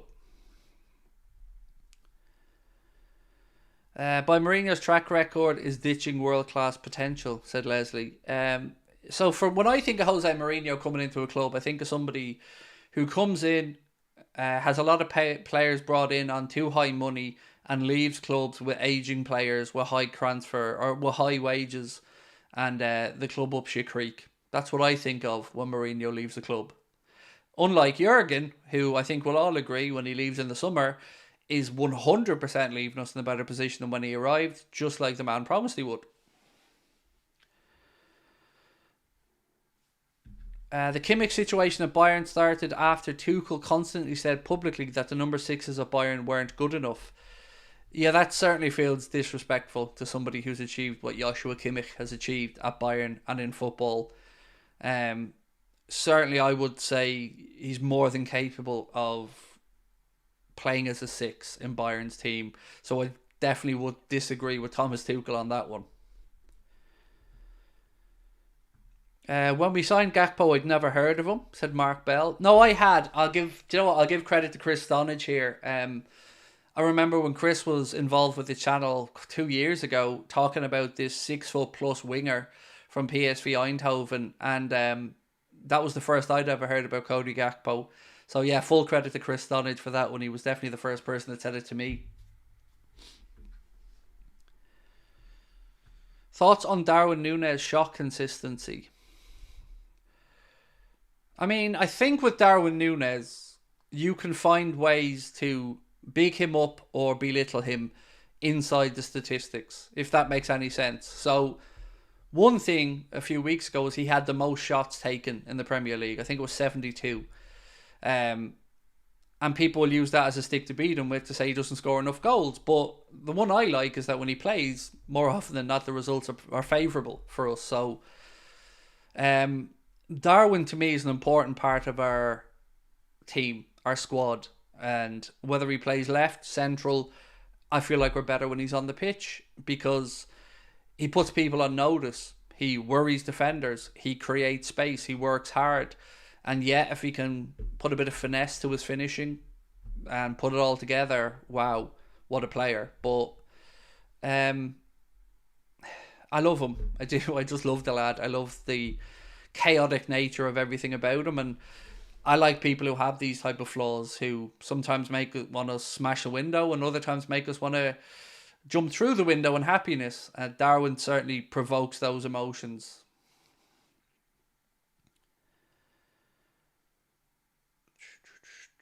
Full-time Lazio 1, Bayern 0. Wow. That would be... That's not a great result for Tuchel and Bayern.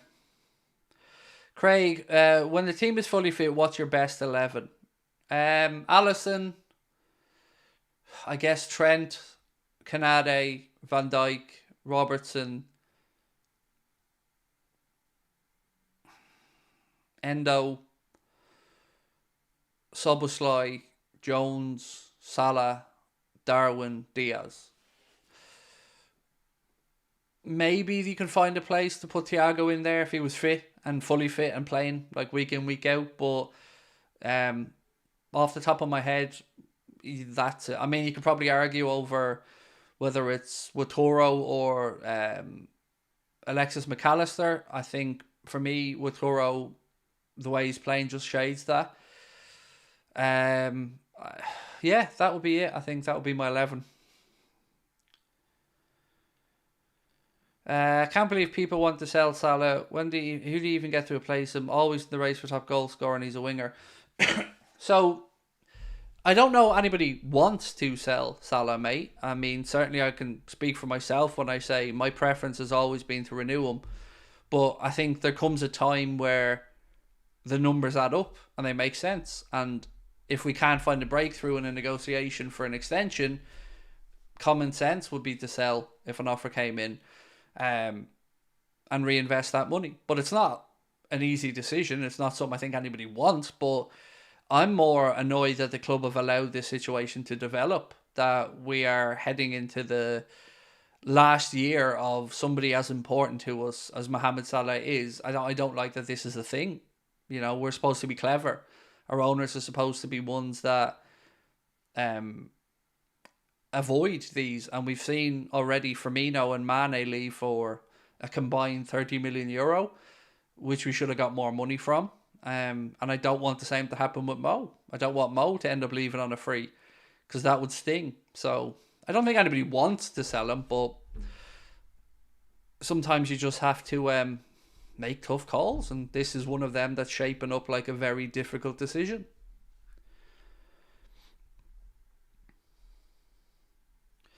Salah makes Liverpool earn a lot of money. Why sell? I've literally just explained why. I've fucking spent 5 minutes talking about it. You say this to me like I'm the one that's making this decision. It's John W. Henry that's going to sit down and negotiate with them. So, I don't know why people can't understand the possibility of him being sold with a year to go. Would you rather he left for free in a year's time? Because every week that goes by that we haven't broken through in a renewal, his hand gets strengthened, their hand gets weakened. And I'm a fan of Liverpool Football Club, not Mohamed Salah. Mohamed Salah is a player that will come and go, but my loyalty is always to the football club. And my thought processes are always what's the most beneficial to Liverpool Football Club. Because I've been around long enough to see great players come, great players go, enhance our lives, give us moments of joy, break our hearts. It's the cycle of a football club. And I'm a Liverpool Football Club fan, not a Mohamed Salah fan, not a Virgil van Dijk fan, a Liverpool fan. So my preference and my loyalty is to the football club.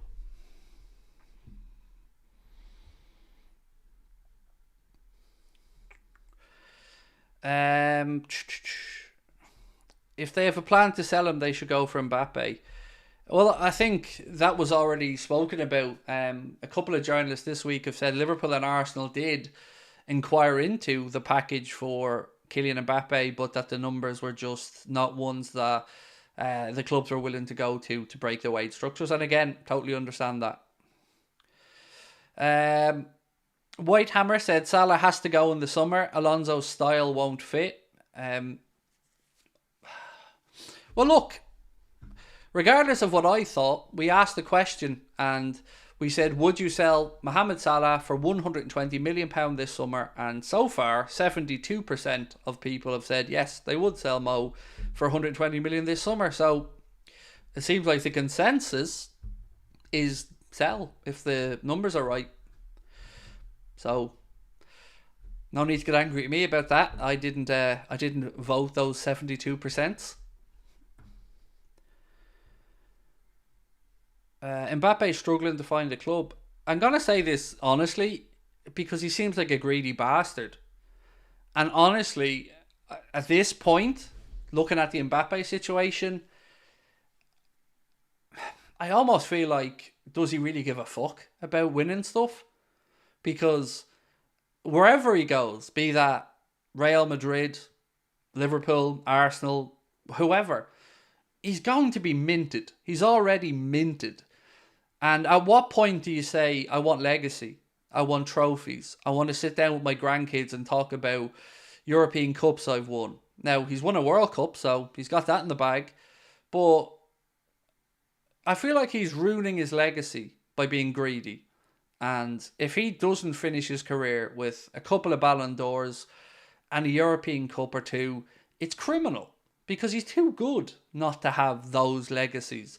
But if you're turning down 400 or 500 grand a week to go to a club like Real Madrid because you don't feel that that compensates you enough, then, you know, you have to ask, what is your motivation?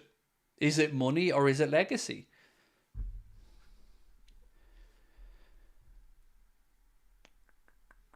Or maybe he doesn't want to leave PSG. Yeah, I think he does. I think he does want to leave PSG. But PSG are probably the only club willing to pay him what he wants. You know, we've seen Real Madrid apparently won't pay him more than they pay Bellingham. I think that's horseshit.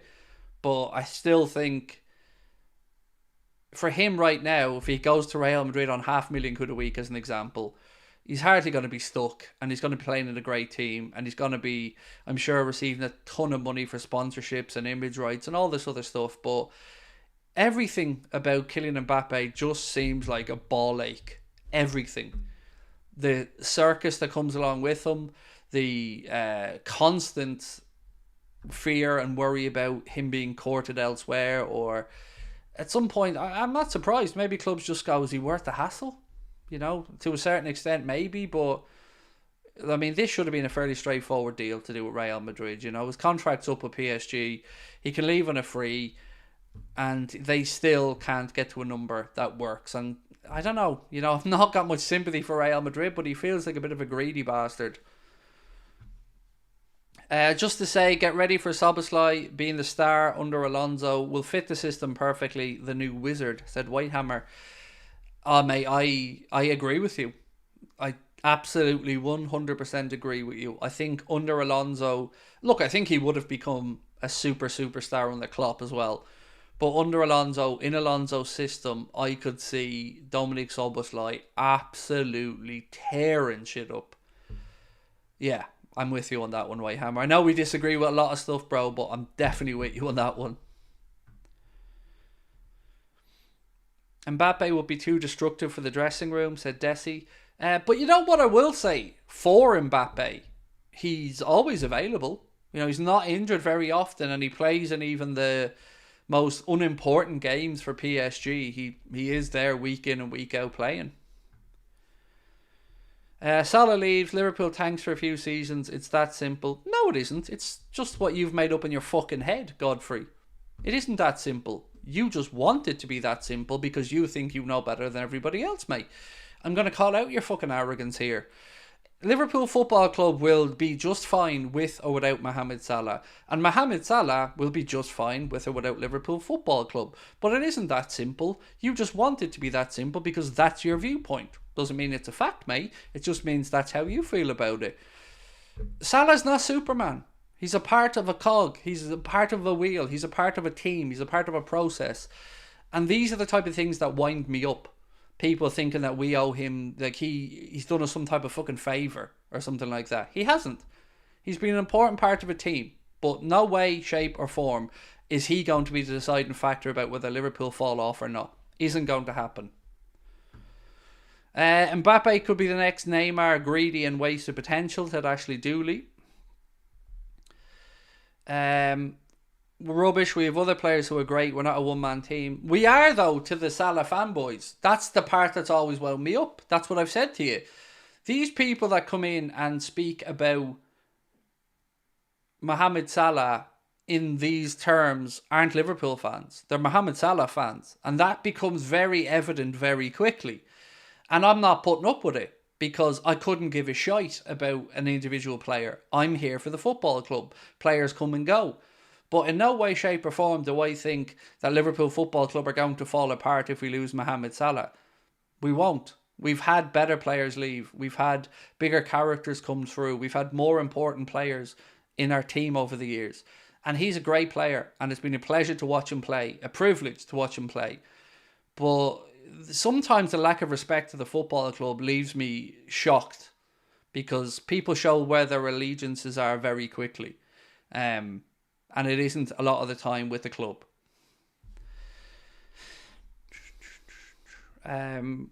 Is the family feeling better from the flu? Really? Kind of lingering a little bit, unfortunately, mate. It's been a horrible virus. I wouldn't wish it on anyone. Do you think Diogo could put up Salah numbers, by the way, Craig? Might be a silly question, but somebody in the chat said he needs to go or something like that. Do I think he could put up Salah numbers? No, I don't. I don't think anybody will replicate Salah numbers, but Salah isn't replicating Salah numbers either. That seems to be a point that people have ignored this season as well. You know, it's not all positivity around Salah. We lose him for African Cups of Nations. That doesn't help the team. I don't know. I'm just getting a bit fed up of it. Being honest, I'm just getting a bit fed up of it. There seems to be a lot of allowances made all the time for Mohamed Salah. A lot of excuses made. A lot of stuff that we wouldn't accept from anybody else seemingly I just fucking hate the club being disrespected by anybody. And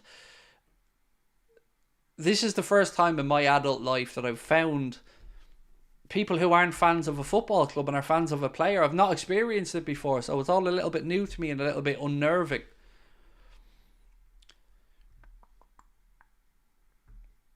He's only a feather in the Liverpool Liverbirds' wing. Look, he's brilliant. Don't get me wrong, but sometimes people... Yeah, I'm not going to keep going back over the same thing. You know what I mean. Well, at least I hope you do at this point. Do you think we move Szoboszlai to Salah's role and get another midfielder? I think we should get another midfielder. Is Neto a real thing? Said A. Santino. I don't know what we're going to do with regards to the way we play. Because I don't know what manager is going to be coming in. If we're playing with a Xabi Alonso system, then as many people have said, it's probably not a system that you would initially think would get the most out of Mohamed Salah or maybe Lucho Diaz either, because it's a system that uses wing backs and is more of a narrow system that's 5-2-2-1 or something along those lines. So, like Whitehammer said earlier on, you would have to question if it would be the best stylistic fit for some of our players if Alonso came in. And, you know, the two that come to the top of my mind would be Diaz and Salah.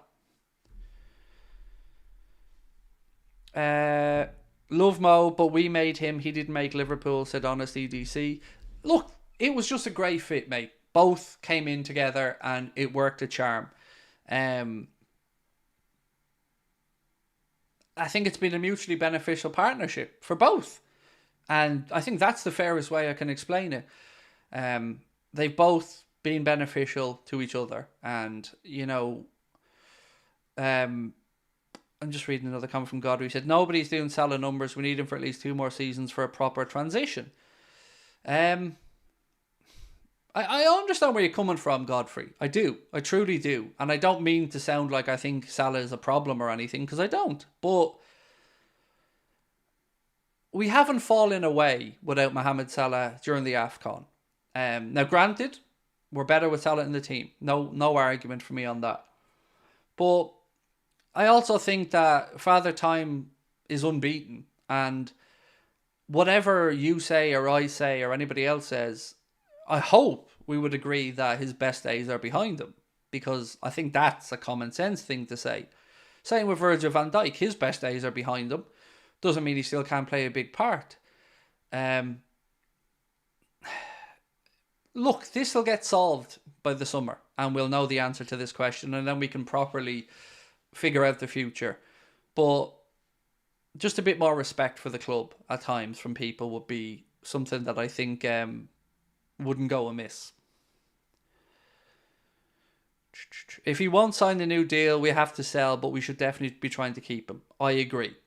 I don't know what John W. Henry has in mind. I don't know what offer may be coming to Mohamed Salah or not. I think we'll all agree Mohamed Salah can play at the top level until he's 35 or 36, no problem. I would imagine we'd all agree. Like James Milner, he's a supreme athlete, looks after himself, lives an incredible lifestyle, is very rarely injured. There's a lot of pros to having Mohamed Salah around. And if he will sign to Liverpool for 3 more years and the club can figure it out, I think we're all going to be happy. I just have a feeling he's going to want more money again because he can probably get more money elsewhere. And, it depends. Mohamed Salah often speaks about respect and wanting to be paid accordingly. And that's fair enough. That's absolutely his prerogative to want. But he's already the highest paid player in the history of Liverpool Football Club. And I haven't seen him get better since he signed that new contract. So I don't think he deserves more money. That's the way I'd look at it. I'd like to see Mo retire at Liverpool and he could be moved through the centre because he's good. Oh, I'd love to see him through the centre, Moses. Love to see him through the centre. In fact, I'm surprised we haven't seen that happen sooner.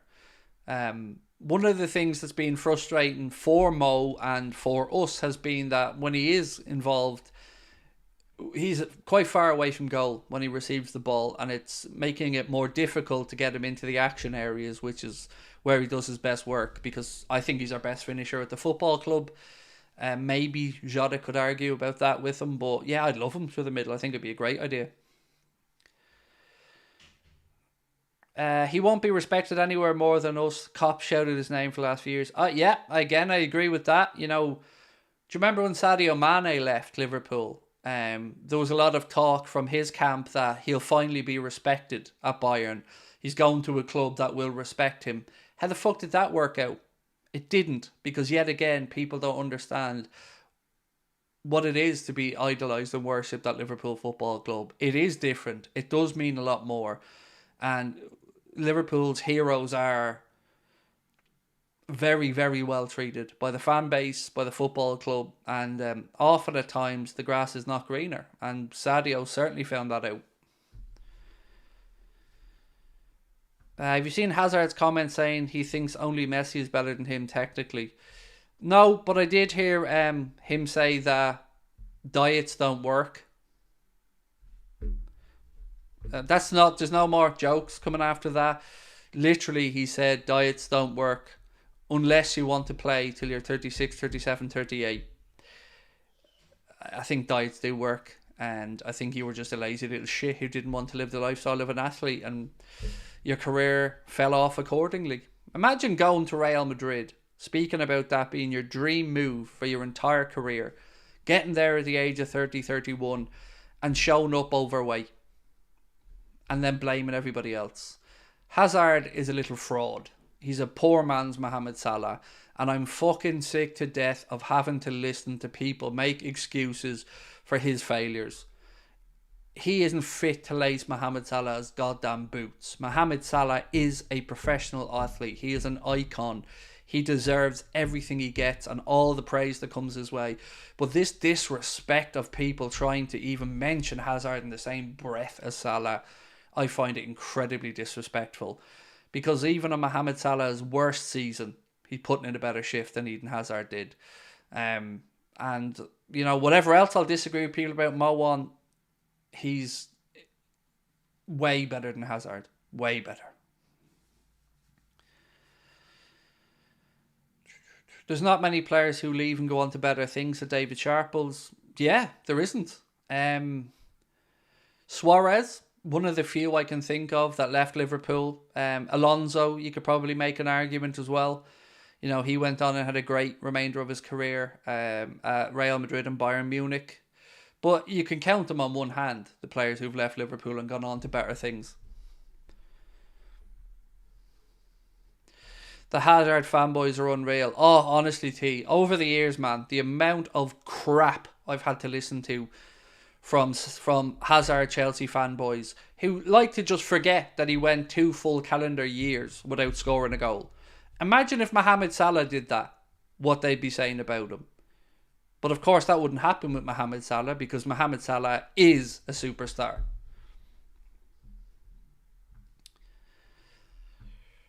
Klopp stubborn, doesn't change positions for Mo.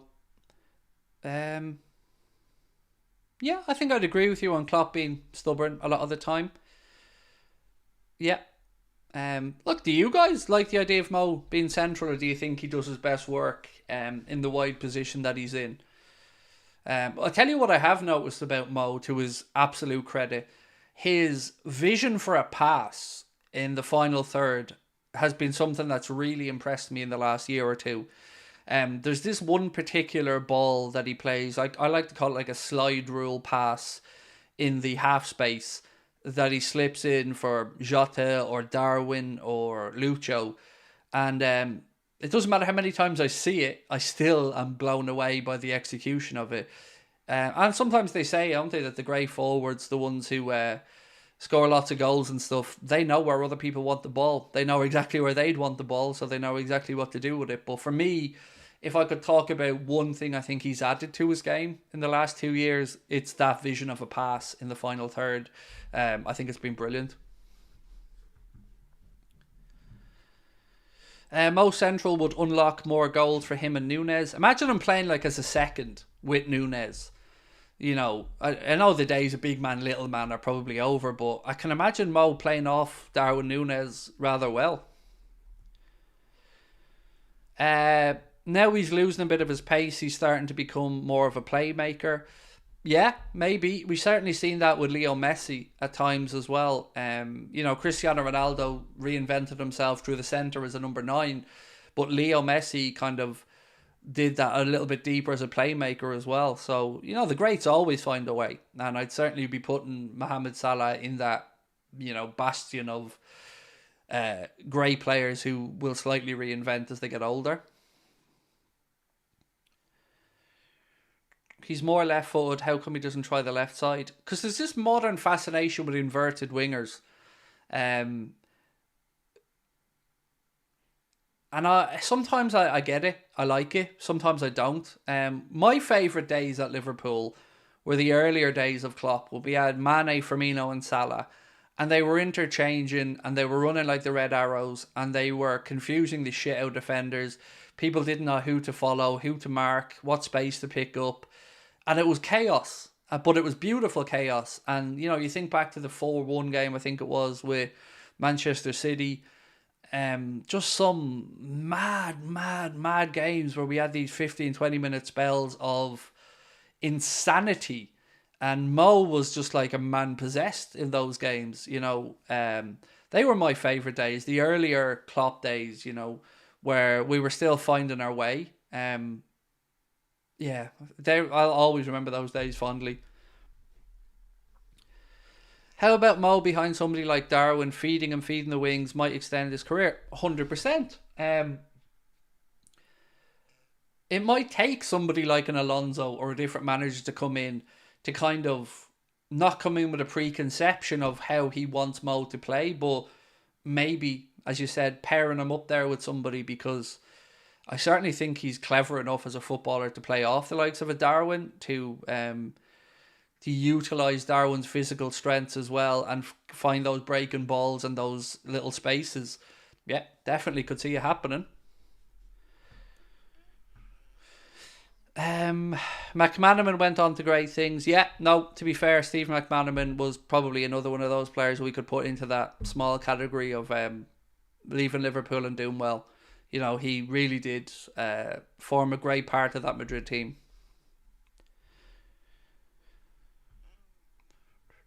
Do we have a clause on Solanke? Yes, we do. We have a first refusal clause and we have a 20% sell-on clause on Dominic Solanke. That was another bit of Michael Edwards magic. Whether we ever actually trigger it or not, I doubt. I can't see him coming back to Liverpool. You know, he's having a great season this year with Bournemouth, but in answer to your question, yes, I think it's 20% and first refusal. I'll never forget Barcelona match at Anfield. I don't care how long I stay supporting Liverpool, Iranian pride. I can't imagine a game that will be better than that game. I just can't. I can't, like, I didn't think I'd see better than Istanbul. I didn't think I'd see another repeat of the Borussia Dortmund game, you know, where Dejan Lovren scored that header right at the end and we somehow pulled that one out the bag. But I really, really, really, really can't see a time where that Barcelona game at Anfield is ever overshadowed. I mean, if there is a God and they came down and took us all at that moment, I'd have died a happy man. What a night. And I know we say this in hindsight, right? And in hindsight, you've got 20/20 vision. But it can't just be me that day, maybe we didn't say it out loud. Maybe we weren't brave enough or didn't want to be laughed at by people. But I can't be the only one who that day said, maybe. Probably not, but maybe. Because the game at the Nou Camp was never a 3-0 game. It could have been 4 because Ousmane Dembele missed the sitter, if my memory's right. But we played well over there and should have taken something from the game. Hit the post, if I'm not mistaken, as well. But there was just something in the air that day, that afternoon. I remember speaking to Connor about it and I was saying, could this happen, mate? Like, and we're all kind of like, you never know. But I tell you one thing. When Jordan Henderson's strike was parried to Divock Origi and we scored, from that second on, I believed it was possible. Because you could see it in those Barcelona players' faces. They knew what was happening. They knew what was their fate. And they accepted it rather than fought against it. And I think maybe they had the memory of what happened in Rome at the back of their minds as well. There was obviously all the little added side stories about Coutinho and Luis Suarez and the arrogant Barcelona admin who posted, if we score one, it's over. Surely we score one. All of those things came together. And the one that stands out for me always is I fully expected the referee to make us take that corner again. When Trent and that brilliant ball boy got that corner in and Origi swept the ball home into the top corner, I was waiting for the referee to make us take the corner again. But thank God he didn't. And he pointed to the halfway line. What a day. What a day. What a day. Robbo rattled Messi, he did. And I remember Jimmy Milner, seeing out the clock over on the far side of the pitch. It was just incredible. Incredible. Like, look at that team. Suarez, Coutinho, Messi, Alaba, all there petrified, shell-shook, just couldn't do anything about it. They knew what was happening and they could do nothing about it. And yet people try and tell us Anfield isn't special. That is what Anfield is about. And everything from the Mo Never Give Up t-shirt to Robbo chasing Messi around the pitch, all of it, it was just magic. Magic, magic, magic. Right, my friends, I'm going to say goodnight to you all. I can't believe it's nearly been 2 hours already. Absolutely flown by, but it's been lots of fun as always. Harry said, Craig, as good as Mo's been, I won't miss the constant lack of clarity and cryptic messages from him and his agent in the summer windows. I think Rami Abbasisa has mellowed a little bit maybe in recent years, but I do get where you're coming from. There was some times there where we were all a bit confused by what he was posting, but I guess ultimately he has the best interest of his client at heart and his friend, and, gotta respect that. So look, I will see you guys tomorrow, 4 o'clock again, another live stream, and can't wait to catch up with you guys. And hopefully we've got more information about the search for a sporting director, the managerial search, and everything else as well. Do drop a like on this stream, please, before you head off. And I'd love you to hit the subscribe button if you haven't done so as well. Thank you for making it another fun evening. And it gets heated at times, but that's what football does to us, right? So we'll see you tomorrow. Much love. Bye-bye.